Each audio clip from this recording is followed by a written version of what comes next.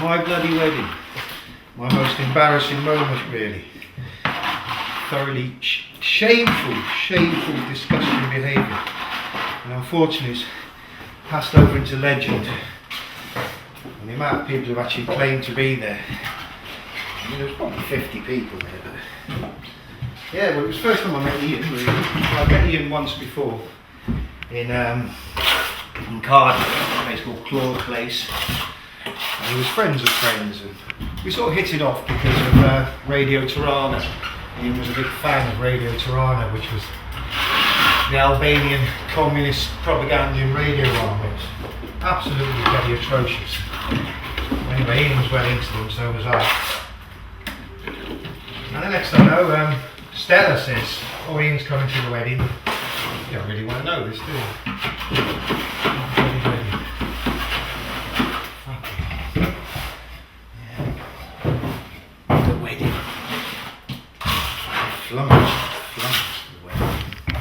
What to say, I mean.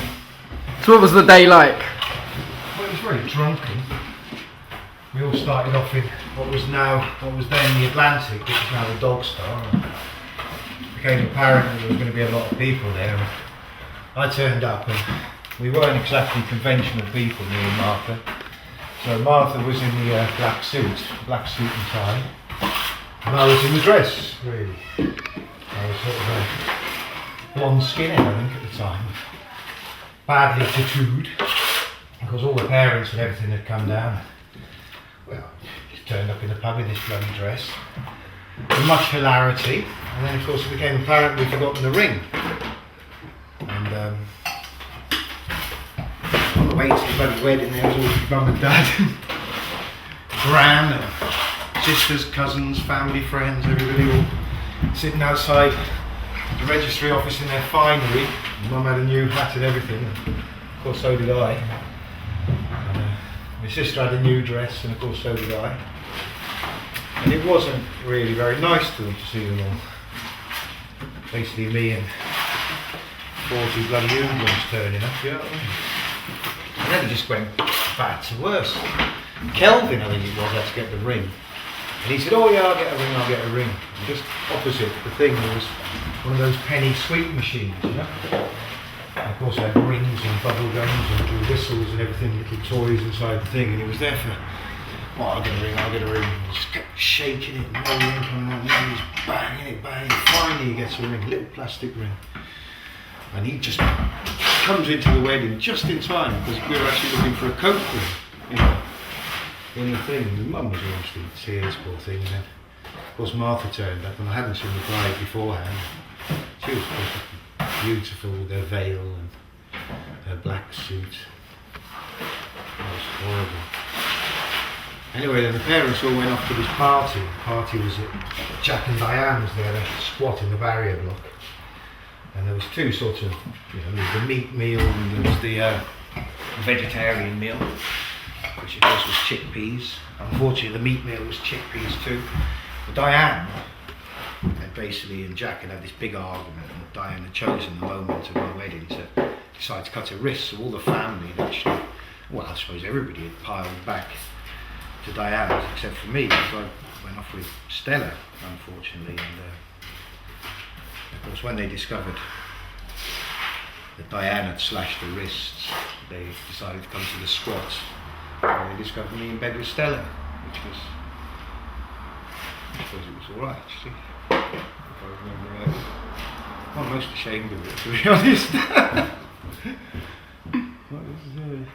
You've got me thinking about Stella then. Where is Stella? Does anybody know where Stella is? This was all, Sean took great umbrage to it.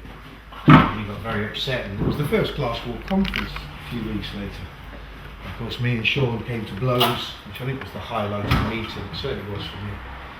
The rest of the time we were arguing about whether sex working should be made compulsory or whatever nonsense we had in our heads at the time. Down in the revolution. So there you go.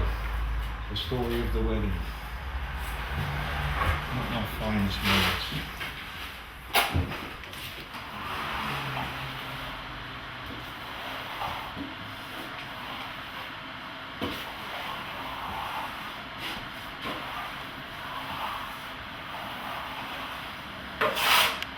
This is where I write my poems. Can I do a poem? Go on then. This is called The Smoke, because it's about London. And it's about me. The smoke signals. It calls you to a land that's seen it all, where you can wander anonymous on streets not paved with gold, to find out it is your job to lay these filthy paving stones. Yours are the hands that dug its clay, fired in its kilns to yellow stocks, that were laid by tradesmen given trades when they first trode its docks. And as they built the town around them, it conquered them, became this place where children live in houses built on great-grandfathers' bones. And now there's shears whipping chains, there's Diwali in Trafalgar Square, there's Polish barmaids pulling pints, but just as sure as day is night is that this ogre will consume you. It'll suck you in and chew you, take your vows into its bowels and claim your children for its own. Because it's London, it consumes you, it sucks you in and chews you, takes your vows into its bowels, spits out your children for its own.